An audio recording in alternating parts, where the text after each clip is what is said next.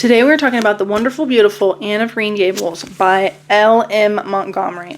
It was written in 1908 in Prince Edward Island, which is in Canada. This movie, the one that I grew up watching, not like Anne with an E, but Anne of Green Gables that came out, I'm assuming, I haven't looked it up, but I'm assuming in the 90s. That one was kind of a staple in our household. I really, really loved that movie. It's really good. And it's very accurate to the book. I knew it was really accurate because my older sisters were into Anne of Green Gables when they were really young, and so I just knew that it was pretty similar to the book. This is a series. There's eight Anne of Green Gables books, and then there's Christmas with Anne, which is another one, but I'm kind of under the impression that the rest in the series don't quite live up to the first one. That may not be true. I just feel like that's kind of what I've understood. I will talk to my sisters about it a little bit more. There's nothing like getting information from the source. In this case, the source is girls in their 30s that liked this when they were preteens. This specific copy is the special collector's edition, which includes a map of Prince Edward Island, and then a little biography of L.M. Montgomery. Not written by L.M. Montgomery, but just a couple of, 15 or so pages. This book, first of all, one of the things I wanted to say is I have a couple of these.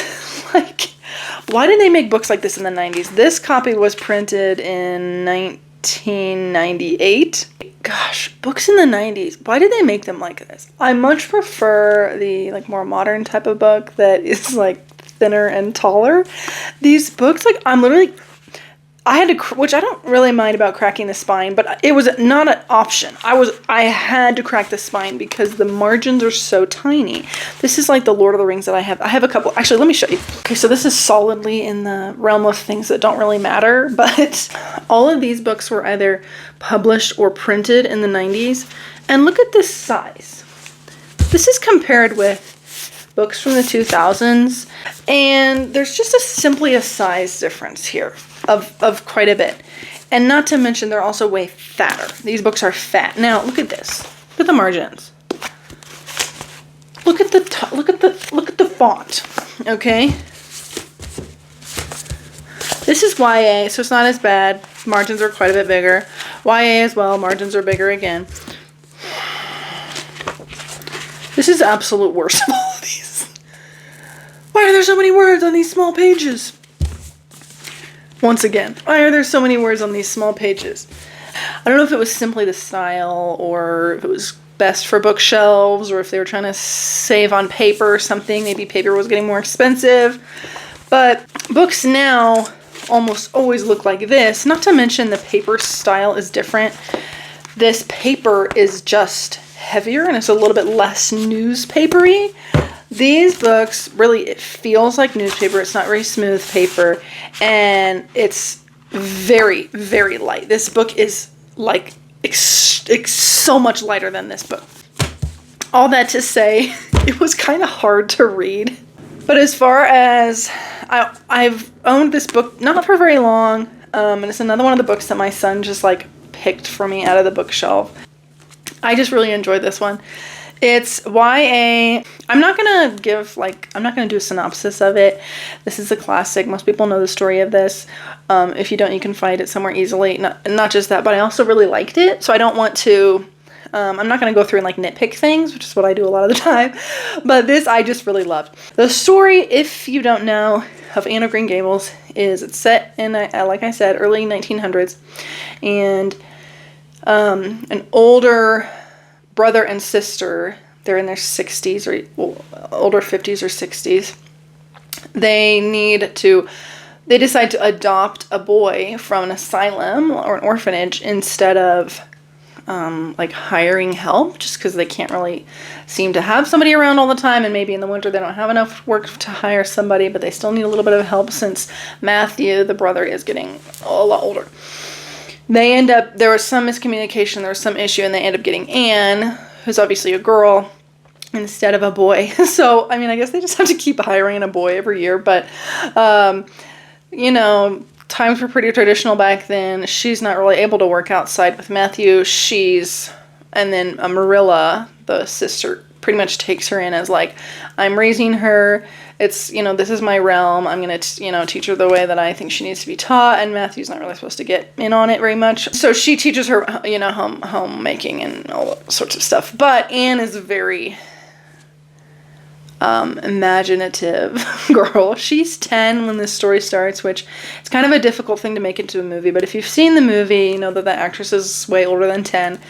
Difficulty is that she's 10 to 11 for about the first half, and then by the end she's going into college, so she's about 17. And she just can't stop talking, can't stop having her imagination go wild. She gets into all these situations that are crazy, that would never happen to anyone, because she just wasn't paying attention or whatever.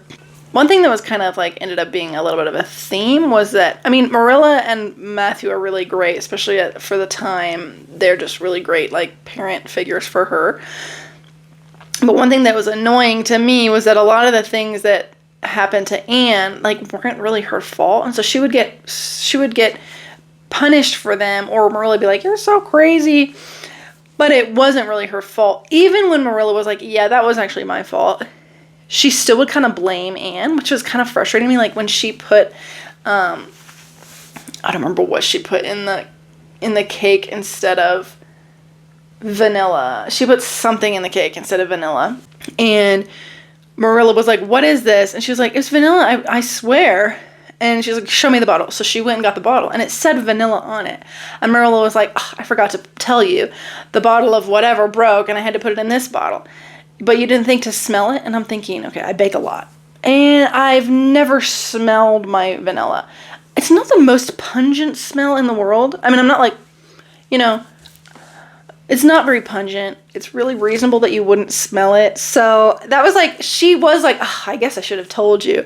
But it was also she still was kind of scolding Anne for it.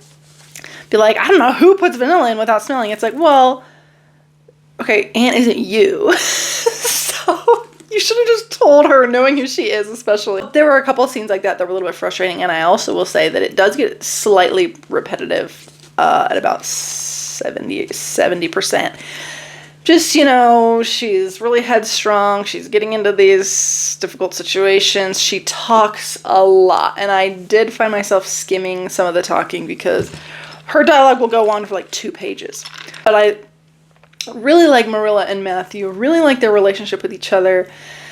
Even Anne's relationship with her friends in the town, and it just has a really nice arc to it. Even though it is the first in a series, I think it sits as a standalone really, really well.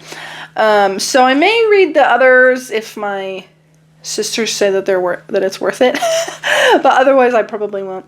But to say a few of the quotes in here that I thought were either funny or heartfelt.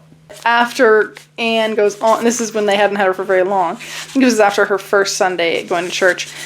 Anne goes on and on and on about all the things she liked about church and all the things she didn't like about church and everybody that was there. And at the end of the chapter it says, Marilla felt helplessly that all this should be sternly reproved, but she was hampered by this undeniable fact that some of the things that Anne had said, especially about the minister's sermons and Mr. Bell's prayers, were what she herself had really thought deep down in her heart for years, but had never given expression to. It almost seemed to her that those secret, unuttered, critical thoughts had suddenly taken visible and accusing shape and form in the person of this outspoken morsel of neglected humanity. The writing in this is so fun. So this is also when she's 10. She has to go to Diana Barry's house when their parents are out of town because one of the young girls who's 3 is really, really sick. She's good at caring for young kids because she was in a foster home with a lot of young kids. And she says to the doctor, when the doctor comes, I was awfully near giving up in despair, explained Anne. She got worse and worse until she was sicker than ever the Hammond twins were, even the last pair. I actually thought she was going to choke to death. I gave her every drop of the ipecac in that bottle, and when that last dose went down, I said to myself, not to Diana or young Mary Jo, because I wouldn't want to worry them any more than they were worried already. But I had to say it to myself just to relieve my feelings. This is the last lingering hope, and I fear 'tis a vain one. But in about 3 minutes she coughed up the phlegm and began to get better right away. You must just imagine my relief, doctor, because I can't express it in words. You know, there are some things that you cannot be expressed in words. Yes, I know, nodded the doctor. He looked at Anne as if he were thinking some things about her that couldn't be expressed in words. And nothing to note here except that her chunk of dialogue starts here, continues, and ends here. And that happens a lot. A lot. The ending of the book is actually really bittersweet. So even though that's kind of young adult fiction, it still has a very nice storyline. It's a good, there's really good character development, and then kind of real world problems, especially near the end. But I think it can be read by any person at any age. It's very fun. It's very, like, it's a good window into that time. Just like the worries of a young girl at that time. Like, she worried so much about puffed sleeves. It was like the number one thing she thought about. And her red hair, of course. I would recommend it to anybody. Everybody. If you have read it, what did you think? If you've read the following books, what did you think of those? Would you recommend them? I'm very curious. That's what I have to say about that. What should I read next? I will say I'm kind of in my manga era, unfortunately, for these videos because I absolutely fly through a volume, but I can't make a video on every single volume. Of the manga that I read, I'm probably going to make a full video of them after I finish the whole series, or each arc or whatever. But yeah, that's what I'm reading a lot of these days. It's getting to that time of year. I really want to start reading Harry Potter. So I think I will be doing that. I hope everybody has a really good day, and I will catch you in the next one. Bye!